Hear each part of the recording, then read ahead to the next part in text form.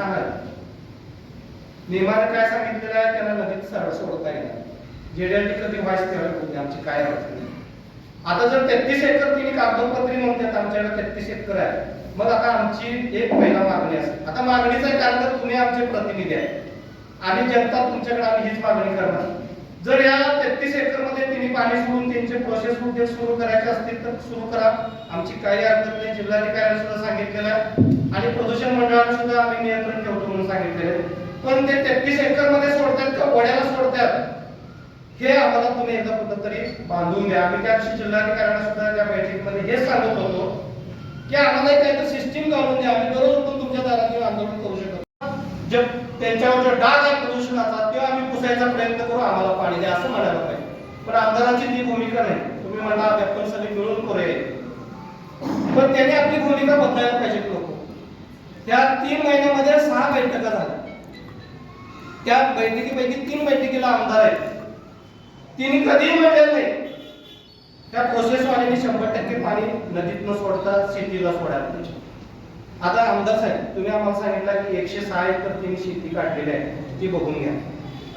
आम्ही तुम्हाला वैयक्तिकरित्या भेटलो नाही, कारण का मग ते काहीतरी आपलं एरिया होते, आपण सार्वजनिकच हा विषय मांडलो. 106 एकरचं आम्ही क्षेत्र कन्फर्म केले.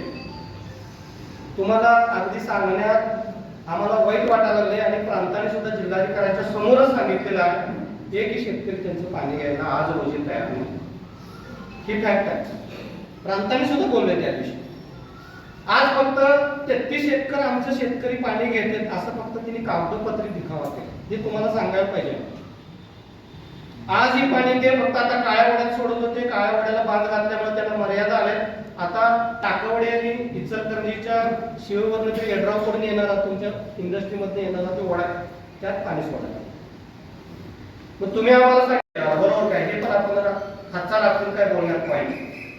आज इचलकरंजी मध्ये 99% लोकांची प्रदूषणाला काही जबाबदारी आहे का? प्रदूषण करणारे घटक आहेत का? सामान्य इचलकरंजी करणारे नाही. पण तरी त्यांना सगळीकडून पाण्यासाठी विरोध व्हायला लागला. आपण आता दादोळीमध्ये विरोध झाला, परत कोथळीमध्ये विरोध झाला, तिकडं दूधगंगेवर विरोध झाला, करवाडमध्ये विरोध होते वाटते, आणि आता दूधगंगेवर पण आता परत दारवाडमध्ये पण विरोध व्हावा. जर ह्या गोष्टीचा सगळा जर तुम्ही काढोसा घेतला, तुम्हाला खरोखरच इचलकरंजीला जर शुद्ध मुबलक पाणी द्यायचं असेल तर तुम्हाला इचलकरंजीच्या लोकांच्या विरोधासाठी जी लोक समोर यायला लागतात त्या लोकांचं म्हणणं काय आहे हे सुद्धा पहिला तुम्ही ऐकून घ्या. जर तुम्ही प्रदूषण करणाऱ्या घटकाच्या वर 100% तुम्ही अंकुश लावला तर तुम्हाला पाणी आमचं घेऊन जा म्हणून सांगणार इथला सगळ्यांना. पण आपण काय करायला, प्रदूषण करणाऱ्या लोकांना आपण संरक्षण द्यायला लागलो. परवाच्या आंदोलनाची भूमिका काय होती? आता आवाडे सावकारांची परवाच्या आंदोलनात, परवा जिल्हाधिकारी कार्यालयाच्या बैठकीमध्ये जी जी लोक होती त्यांनी प्रत्येकाने बघितलेलं. त्यांचं एकच म्हणणं आहे, आम्हाला फक्त पाणी द्या. आम्ही त्यांना सांगितलं आमचं पाणी द्यायला विरोध नाही. आम्ही 5 वेळा सांगितलं त्या नगरपालिकेच्या बैठकात सुद्धा आम्ही महापौर ते सगळे आम्ही आनंदाने पाणी देतो म्हणून सांगितलं, पण एक थेंब सुद्धा नदीमध्ये पाणी येणार याची जबाबदारी घ्या. आज इचलकरंजी महानगरपालिकेची भूमिका काय झाला? ते म्हणतात प्रोसेस उद्योगावर नियंत्रण आणायची आमची जबाबदारी नाही, त्यांचं प्रदूषण होतं हे आम्हाला माहिती आहे, पण आम्ही अडवू शकत नाही. मग आता इचलकरंजी नगरपालिका ज्यावेळी आमच्याकडे पाणी द्या म्हणून मागायला येते त्यावेळी आम्ही पण तसंच म्हणायचं काय? इचलकरंजी नगरपालिकेला आम्हाला अगदी भावने अशी वाटते. हा आमचा पहिल्या दिवसापासूनचा मुद्दा आहे. आम्ही उद्योगांना विरोध केलेला नाही. आता ह्या लोकांनी असं एक संपूर्ण चित्र तयार केलंय जे याला मुख्यत्वे करून जबाबदार असणाऱ्या घटकांनी हे सगळं केलेलं आहे की यांचा उद्योगांना विरोध आहे. आज मला जर सांगा 2016ला सीईटीपी प्रकल्प ज्यावेळी शासनाने नियम बदलून या लोकांना पंचगंगा नदीमध्ये किंवा वड्यामध्ये प्रक्रिया केलेलं पाणी तुम्ही शेतीला द्यायचं असं ज्या दिवशी कायद्यानं बंधन या प्रकल्पावर घातलं त्या दिवशी या प्रकल्पाची आणि इथल्या सगळ्या प्रतिनिधींची ही जबाबदारी होती की ते पाणी एक थेंब सुद्धा नदीमध्ये येता कामा नये, ते शेतीला जायला पाहिजे.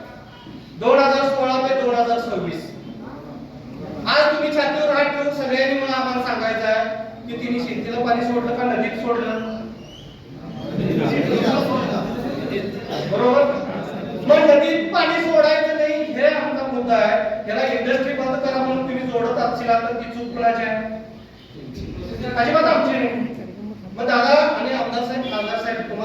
पाठीमागे सांगितले फक्त याच मुद्द्यासाठी आम्हाला इंडस्ट्री बंद करायची नाही. तुम्ही जेडीएलटी प्रकल्प आणलेला आहे ही एक बाजू आहे.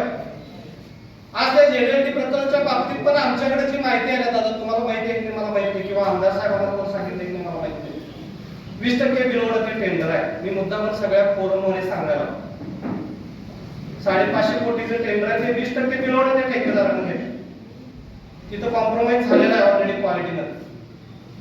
आज इचलकरंजीमध्ये अशी चर्चा आहे, म्हणजे मला अगदी जबाबदार अधिकाऱ्यानं सांगितलेलं आहे, इचलकरंजीमधला प्रमुख अधिकाऱ्यानं सांगितलेला 20%ची मागणी. दादा हे तुम्हाला वाईट वाटेल चर्चा, तुम्ही त्यामध्ये सामील आहे आम्हाला माहिती आहे, कारण का आमचा अभिमान आहे. पण इचलकरंजीमध्ये पद्धत अशी आहे 20% तिथं मागणी आहे. किती? 20% काम चालू होऊन दादा किती वर्ष? 1.5 वर्ष नाही वर्क ऑर्डर 1.5 वर्ष. आता 1 वर्ष फक्त राहिले त्यांची मुलं. परवा एमआयडीसीच्या ऑफिसमध्ये जाऊन आलो आमदार साहेब, 2.5 वर्षाचा काळ आहे, 1.5 वर्ष काम होऊन चालू होऊन झालेलं आहे. आम्ही एमआयडीसी मध्ये परवा गेलो होतो, त्याच्या अगोदर पण एक मीटिंग केली आहे त्या अधिकाऱ्यांच्या, फक्त 5% काम झालं. किती असू दे की अडचणी मला पण माहिती आहे, पण तिथं मागणीमुळे ते काम थांबलंय हे सगळ्या अधिकाऱ्यांचं सुद्धा दादा म्हणणं आहे. याच्या बाबतीत पण तुम्हाला बघायला पाहिजे. परवा आमच्या आमदार साहेबांनी मीटिंग घेतली, तिथं तिने सांगितले 10 महिन्यात. आता तुम्ही खासदार साहेब म्हणताय 2 वर्ष.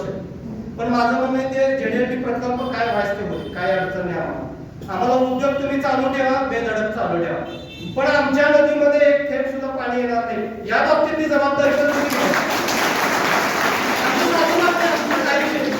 मग आता आज त्यांची मागणी आहे, मी आता आज सुद्धा त्यांचं स्टेटमेंट वाचलं. कुणाचं? त्या इचलकरंजी सीईटीपी वाले ते म्हणतात आम्हाला आमचा जेडीएलटी प्रकल्प होईपर्यंत आम्हाला नदीत पाणी सोडायला परवानगी द्या. आता तुम्ही आम्हाला सांगायचं, तुम्ही सांगशील ते आम्ही ऐकणार आहे, कारण का आमच्या सांगण्यावर तुम्ही इथं आला. आता तुमचं पण आम्ही ऐकणार आहे. तुमची जर या गोष्टीला मान्यता असेल तर सगळ्यांच्या समोर सांगा. आम्ही त्या आंदोलनाची दिशा बदलून बाबा आम्ही थांबवतो इकडे आंदोलन. तुम्ही सांगा आम्ही एवढ्या दिवसात, आता आमच्या आमदार साहेबांनी सांगितले 10 महिन्याच्या आत जेडीएलटी प्रकल्प पूर्ण होईल, झिरो लिक्विड डिस्चार्ज तरी म्हणतात, पाणी अजिबात नदीत येणार नाही. असं जर असेल आणि 10 महिन्यात जर ते नाही झालं तर त्या दिवसापासून तुम्ही कुलूप लावायला पाहिजे त्या प्रोसेसला. आहे तुमची काही सांगा.